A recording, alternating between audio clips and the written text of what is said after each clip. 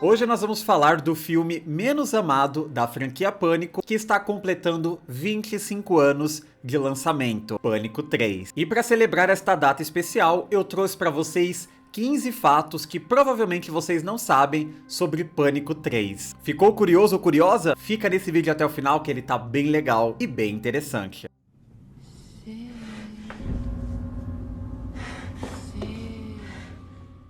Eu sou o Gabriel, esse é o canal Videoterapia. Se você é novo por aqui, se inscreva agora mesmo, que será bem legal ter você conosco. Deixe o seu like e um comentário no início do vídeo, que ajuda bastante a impulsionar o conteúdo. Então já coloca aqui nos comentários o emoji de uma faca, que eu vou deixar um coraçãozinho pra vocês. E se você ainda não me segue no Instagram, vou deixar aqui na tela. Me siga por lá, que eu sempre aviso quando sai vídeos novos. Também produzo conteúdos diferenciados, então vão lá no Instagram, que será bem legal ver vocês por lá também. Hoje, dia 4 de fevereiro de 2025, Pânico 3 celebra o seu 25º aniversário de lançamento. Esse filme foi lançado nos cinemas norte-americanos no dia 4 de fevereiro de 2000. Este filme prometia encerrar com uma trilogia a história de Sidney Prescott e seus amigos. Mas nós sabemos que isso não aconteceu, né? Agora estamos aqui discutindo Pânico 7. Ainda bem, né? Porque a franquia Pânico é maravilhosa, é uma das minhas franquias favoritas do cinema, junto com a franquia Halloween, e Pânico 3 é um dos meus filmes favoritos dessa franquia. Pois é, polêmica no ar, mas é por uma questão de afinidade. Na verdade, é por uma questão nostálgica. Pânico 3 foi o primeiro filme da franquia Pânico que eu assisti. E depois que eu assisti Pânico 3, eu assisti o segundo filme e eu fiquei apaixonado por esses dois. Então eu só assistia Pânico 2 e Pânico 3. Eu ia às locadoras e eu só alugava esses dois filmes. Era uma coisa de louco. Eu não alugava o primeiro filme, porque como eu era criança, eu não gostava de filmes legendados.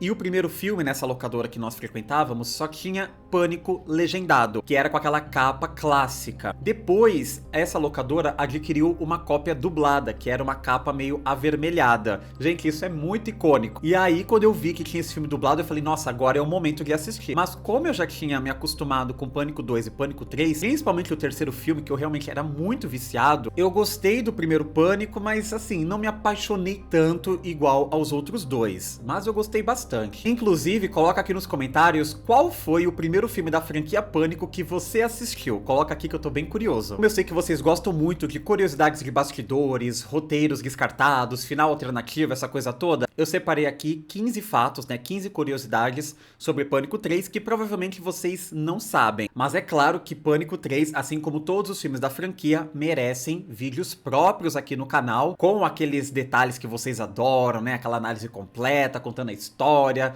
todas as curiosidades, enfim. Se vocês querem ver isso também, deixem nos comentários. Antes de iniciar a lista, eu quero mostrar pra vocês alguns itens que eu tenho aqui na minha coleção de Pânico 3. Quero começar com uma relíquia da época dos dinossauros, que é o VHS de Pânico 3, dublado, tá? Eu falei pra vocês que eu alugava ele direto, né? E assim, alugava muito mesmo. Aí minha mãe, como percebeu que esse filme aqui não saía de casa porque eu alugava ele, ela foi negociar com a dona da locadora. Ela falou assim, olha, você tem 2 fitas de Pânico 3, não tem? A moça falou, tenho. Esse filme não é mais lançamento, certo? A moça falou, não é. Ela, por que você não vende um filme pro meu filho? Ele vai ficar muito feliz, tá? Aí a moça falou, tá bom, pode ser. E aí minha mãe comprou esse VHS pra mim de Pânico 3. Então esta fita aqui que eu tenho, ó, vou até mostrar pra vocês, né? Essa fita que eu tenho, ela era a fita que eu alugava com muita frequência. Assim, eu alugava sempre esse filme estava em casa. E depois que minha mãe comprou esse filme pra mim, da locadora, eu parei de assistir e eu comecei a alugar com frequência Pânico 2. E aí minha mãe entendeu a minha jogada. Se eu alugasse muito Pânico 2, ela ia fazer o mesmo. Só que ela não fez, porque minha mãe era mais esperta que eu. Mas olha só que legal, né? Ó, tem essa lateral. Gente, VHS foi uma delícia, tinha que rebobinar, isso aqui era maravilhoso. E eu também tenho esse filme em Blu-ray, maravilhoso, a imagem muito boa, o som bem legal também.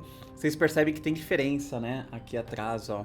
Eu confesso que eu acho mais legal a versão do VHS, que inclusive é a versão do DVD, que eu não tenho mais. Eu já vou contar a história sobre isso daqui a pouco. Mas essa capa é linda, né? A capa de Pânico 3 é muito bonita. E eu também tenho a trilha sonora japonesa desse filme. Isso daqui é relíquia, tá? Eu guardo isso aqui a 7 chaves na minha casa, porque eu tenho medo de algum fã de Pânico entrar aqui e pegar esse negócio. É muito bonita essa versão. Olha que legal, gente, isso aqui era muito legal, né? Comprar a trilha sonora muito divertido. O encarte também é bem legal. Eu vou postar fotos desses itens que eu tenho no meu Instagram. Vocês têm o meu Instagram, eu sempre deixo aqui na tela. Então me sigam lá que eu vou postar os detalhes dessas edições. Eu não tenho esse filme em DVD, mas eu tinha uma versão desse filme em DVD parecido com essa aqui de Pânico 2 que eu tenho. Vocês veem que tá escrito aqui o título original, Scream 2, é uma edição importada. Essa edição é da Argentina. E quando eu comprei essa edição, eu também comprei de Pânico 3. O que aconteceu? Eu emprestei Pânico 3, essa edição aqui, pra uma pessoa, só que essa pessoa não faz mais parte da minha vida. E acabou ficando com o meu filme. Mas, Gabriel, não vale a pena voltar a falar com a pessoa apenas pra pegar o seu DVD de Pânico 3? Não, não vale a pena. Eu amo a franquia Pânico, mas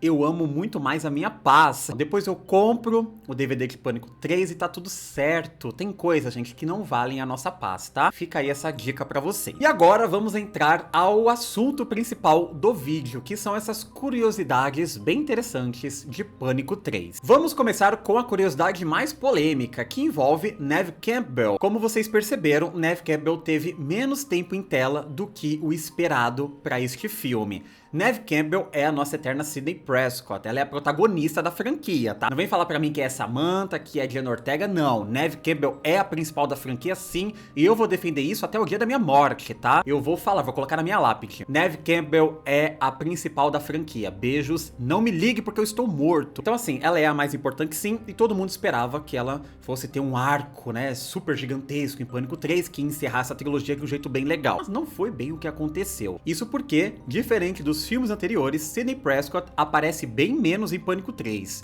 Isso aconteceu porque Neve Campbell tinha um cronograma apertado devido a outros projetos e só pôde gravar por cerca de 20 dias. Por isso que Pânico 3 foca mais nos personagens secundários. Então nós vemos aquela trama com a Jennifer Jolie, com aquela outra galera, né, o elenco de Stab 3, porque a protagonista não estava disponível full time para as filmagens. A próxima curiosidade tem a ver com o roteiro. O roteiro deste filme, ele era reescrito constantemente no set de filmagens. Vocês têm noção de como isso deve ter sido louco? O roteiro, ele sofreu tantas mudanças que os atores não sabiam exatamente o que iam filmar até o dia das gravações. Courtney Cox, que faz a Gale, revelou que recebia páginas novas de roteiro quase diariamente e que várias falas foram improvisadas para se adaptar às mudanças repentinas da história. Imagina que loucura você receber o roteiro no dia da filmagem, ter que decorar as falas, ensaiar com os atores. Os atores confessam em entrevistas que isso até foi interessante para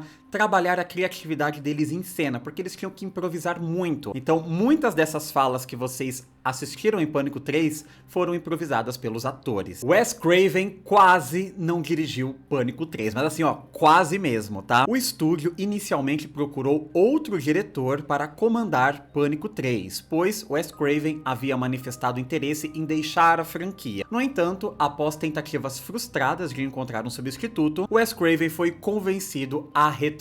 Convencido, né? Vocês entendem o que eu quero dizer com convencido. Mas com a condição de que pudesse inserir mais comentários metalinguísticos sobre Hollywood e a indústria cinematográfica. Algo que deixou os produtores do filme, né, os irmãos Weinstein, que hoje nós sabemos muito bem o que eles faziam em Hollywood, né, eles ficaram com medo do Wes Craven entrar muito nessa pilha de, né, dos abusos que acontecem em Hollywood, e os produtores ficaram preocupados porque era exatamente o que eles faziam. E de acordo com alguns rumores, era para Pânico 3 abordar mais a fundo ainda esta questão das mulheres que sofrem nas mãos de Hollywood. Mas os produtores pediram para ele dar uma suavizada. Por quê, né? Falando em suavizada, o filme ele teve que reduzir a violência para evitar problemas com a censura. Todo filme de terror passa por problemas com a censura, né? E isso é um medo dos estúdios, porque acaba reduzindo as salas de cinema, porque quanto maior for a classificação indicativa de um filme, mais restritivo esse filme será para o público. Então, consequentemente, vai arrecadar menos dinheiro. Mas aqui no caso da produção de Pânico 3, teve um agravante nessa situação, que foi o caso Columbine, que houve aquele massacre, uma coisa terrível que aconteceu com os jovens. Hollywood estava num período muito sensível nessa virada do milênio por conta dessa violência com adolescentes. Então, por conta disso, a MPAA, a Motion Picture Association of America, ficou mais rígida com filmes violentos. Wes Craven revelou que Pânico 3 teve que cortar ou suavizar várias mortes para evitar uma classificação indicativa ainda mais restritiva para o filme. E a classificação indicativa estava flertando com X, que é a classificação Extreme, que é raríssimo um filme conseguir isso. E olha que a franquia Pânico nem é tão violenta assim. Tem outros filmes bem mais violentos que nem chegaram a essa classificação indicativa. E como resultado, este é o filme menos sangrento da franquia. Para vocês terem uma ideia, para este filme foi usado cerca de 10 galões de sangue falso, sendo que para o primeiro filme foi usado 50 galões e para o segundo filme 30 galões de sangue falso. E como vocês viram, o roteiro foi chegando aos poucos para os atores, e por isso o elenco não fazia ideia de quem era o Ghostface. Diferente dos filmes anteriores, que pelo menos era divulgado para os atores que estariam na grande revelação quem era o Ghostface, né? Porque eles tinham que ensaiar a cena. Aqui, ninguém sabia. E isso aconteceu pelo fato de evitar vazamento, porque diferente dos demais filmes, esse aqui já estava numa época meio viral da internet, nos primórdios, tá? Mas já era uma coisa meio viral. E o elenco fez um bolão pra tentar adivinhar quem era o Ghostface. E a única que acertou foi Neve Campbell. Ela apostou no Roman como Ghostface, mas ela não sabia as motivações dele, mas ela apostou nele e ela acertou o bolão. E ó, ainda tem outras curiosidades sobre o Ghostface nessa lista, viu? Tem muita coisa legal, vai ficando por aí. O retorno de Randy também seria diferente para este filme na ideia original. O personagem Randy, interpretado por Jamie Kennedy, ele morreu em Pânico 2, né? A gente lembra daquela cena icônica dentro da van, beleza. Porém, a produção queria trazê-lo de volta. Inicialmente, consideraram revelar que ele sobreviveu àquele ataque em Pânico 2, o que é muito difícil, mas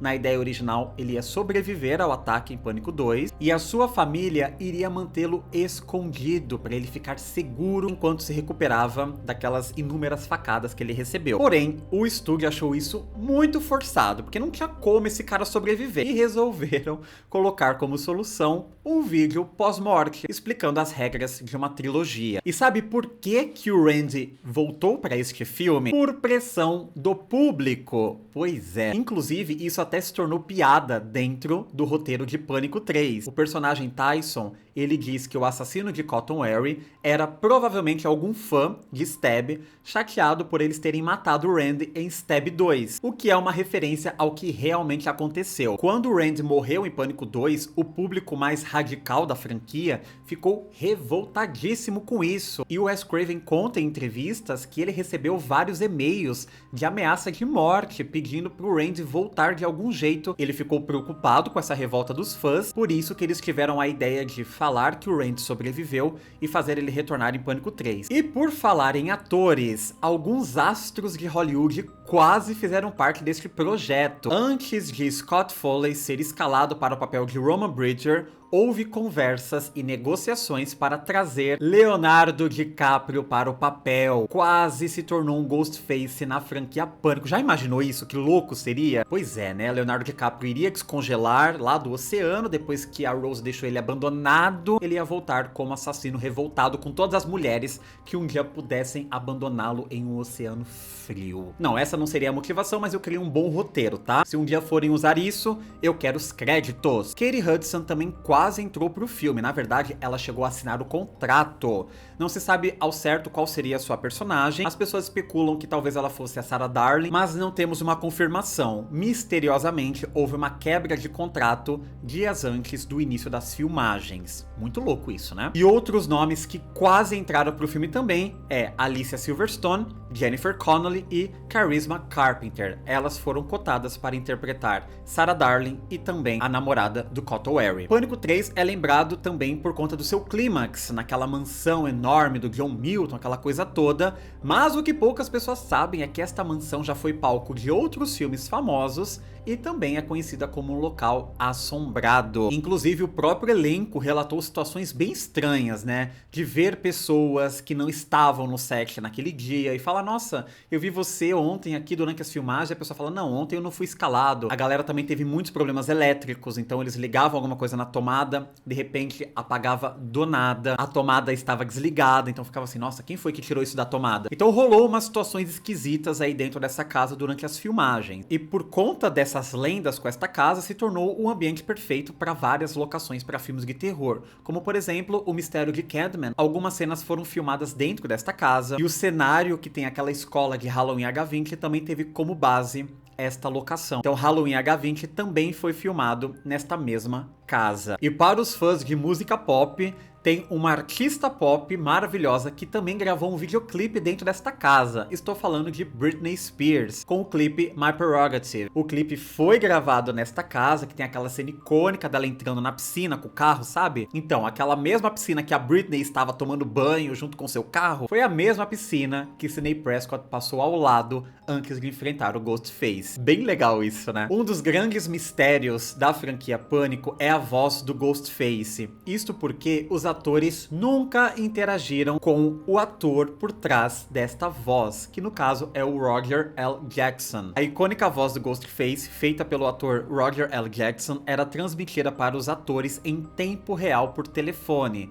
e Wes Craven manteve Jackson longe do elenco para que ninguém soubesse sua aparência, tornando as reações de medo mais autênticas. Então os atores atendiam a ligação, eles não sabiam certo o horário que o telefone iria tocar para pegar os atores de surpresa realmente, e a voz do Ghostface interagia com eles em tempo real. Mas Wes Craven achou que isso ia trazer mais veracidade nas atuações, e realmente causa um pânico extra para as atuações, né? A franquia Pânico é muito conhecida por conta da metalinguagem, que é aquela coisa dos personagens saberem que eles estão dentro de um filme de terror, eles conhecem o universo de filmes de terror. Então existem referências a outros filmes de terror, a outras franquias, como a franquia Halloween, A Hora do Pesadelo, Sexta-feira 13. E aqui nesse terceiro filme, isso foi elevado a outro nível, porque nós temos um filme sendo gravado dentro de um filme, e isso até confundiu algumas pessoas nas exibições testes. Então ele usou como referência para este filme O Novo Pesadelo, O Retorno de Fred Krueger, que também é uma metalinguagem do próprio universo de A Hora do Pesadelo, que também é dirigido por Wes Craven, e aqui ele trouxe a mesma coisa, um assassino que anda pelos cenários do filme original, anda pelos cenários da produção de Stab 3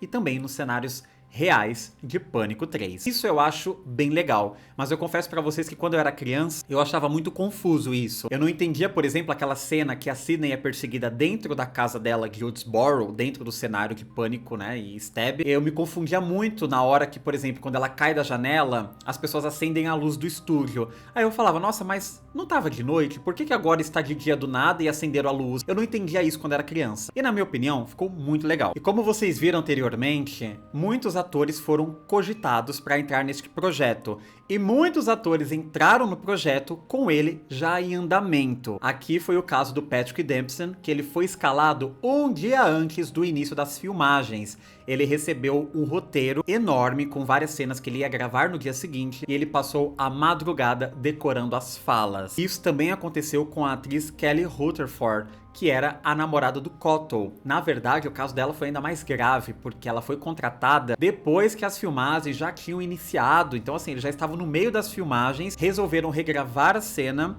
inicial do Cottle, e aí botaram a atriz, porque a cena original era pra ser bem diferente. Nós nem íamos ver uma interação física do Cottle com a namorada, eles nem iam se ver em cena. E o marketing desse filme foi bem interessante, porque o estúdio quis aproveitar o hype da internet, que estava ganhando força no início dos anos 2000. Então eles criaram um site da produtora falsa Sunrise Studios, que é a produtora que está fazendo Stab 3. Então quando você entrava no site da Sunrise Studios, você tinha informações sobre Stab 3. Isso confundia muito a cabeça dos fãs, porque eles não sabiam se as informações eram originais de Pânico 3 ou desta paródia que estava acontecendo dentro de Pânico 3. Então tinha fotos do elenco que era do elenco de Stab 3 e não do elenco oficial do filme. Então a galera falava, nossa, essa atriz vai aparecer, quem será que ela é no filme? E na verdade ela era uma atriz de Stab. Isso foi uma coisa muito revolucionária para a época. E eles também disponibilizaram nesse site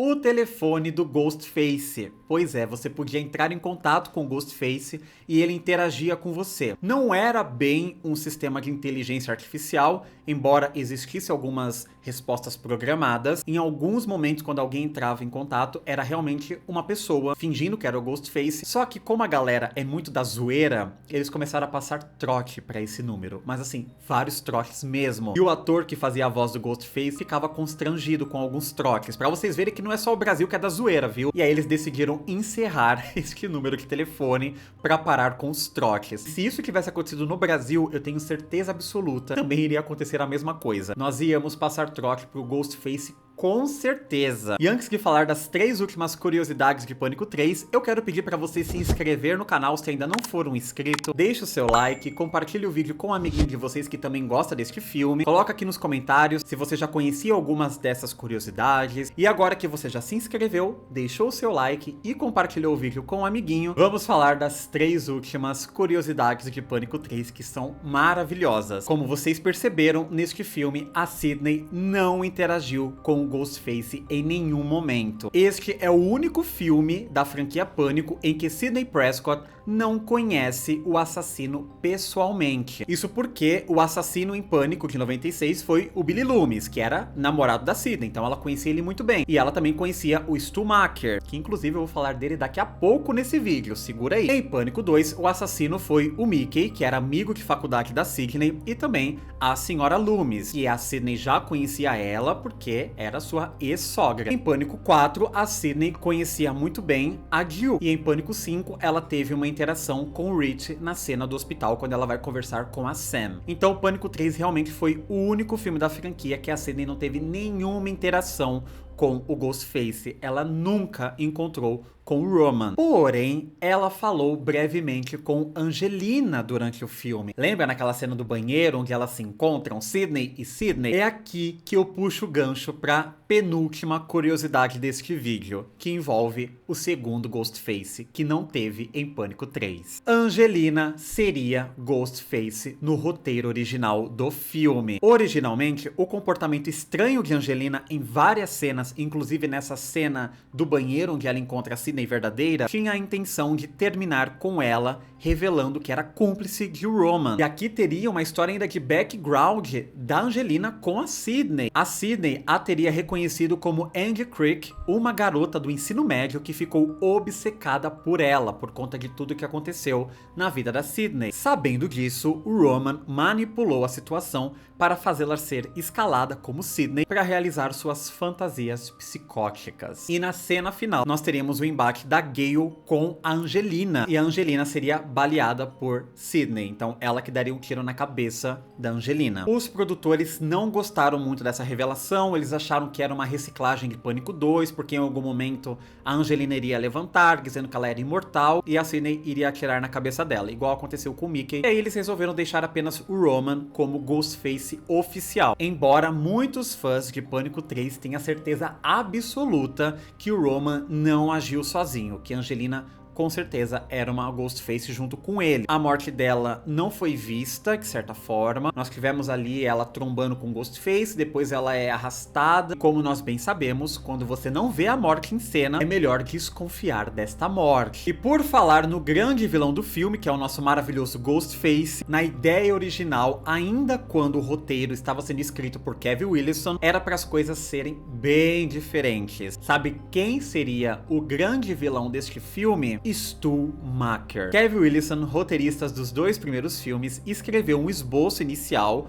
onde Pânico 3 teria vários Ghostfaces. Stu Macher, que é o personagem do Matthew Lillard, que aparece em Pânico de 96, ele estaria vivo e orquestrando os assassinatos de dentro da prisão, com um grupo de seguidores ajudando a espalhar o caos. Porém, esse enredo foi rapidamente descartado após os acontecimentos de Columbine em 1999. Então o estúdio não achou de bom tom usar esta coisa de adolescentes sendo manipulados para cometer essas atrocidades, e aí resolveram eliminar este personagem. E quem declarou isso foi o próprio Matthew Lillard. Ele contou em uma entrevista em 2009, 2010, que ele realmente foi contratado para reprisar o seu papel como Stumacher, que ele seria a grande mente por trás de tudo. E desde então, os fãs ficam teorizando que este personagem não morreu coisa alguma. Se fosse um televisor de hoje em dia, eu até compraria a ideia que esse cara não morreu. Mas vocês lembram o peso que era uma televisão daquele tamanho em 1996? Era o peso de uma geladeira, pode ter certeza. Então sim, o Stu morreu, embora ele tenha sido confirmado em Pânico 7, né? Mas isto é papo, é claro, para um outro vídeo. E estas são as 15 curiosidades sobre Pânico 3 que provavelmente você não sabia. E é claro, como eu gosto muito de vocês, eu vou trazer uma curiosidade extra. Vocês sabiam que existe uma versão nunca assistida de Pânico 3, uma versão completa, tá? Começo, meio e fim. E esta versão mostra como que o Ghostface capturava as vozes das pessoas com aquele dispositivo. Nessa versão também tem um final diferente, uma cena de abertura completamente diferente. Pois é, existe esta versão, ela está em péssima qualidade, não tem legenda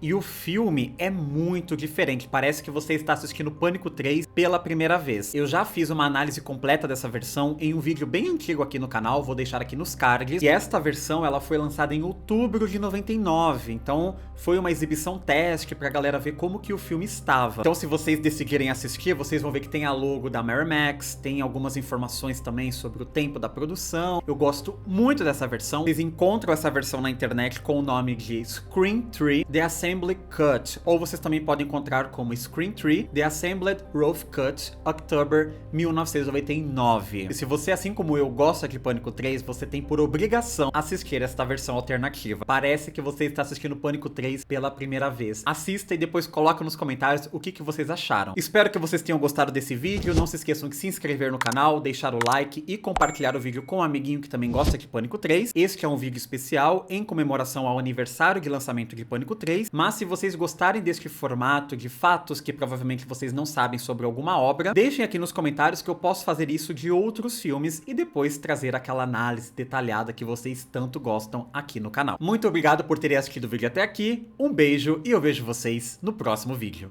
Tchau!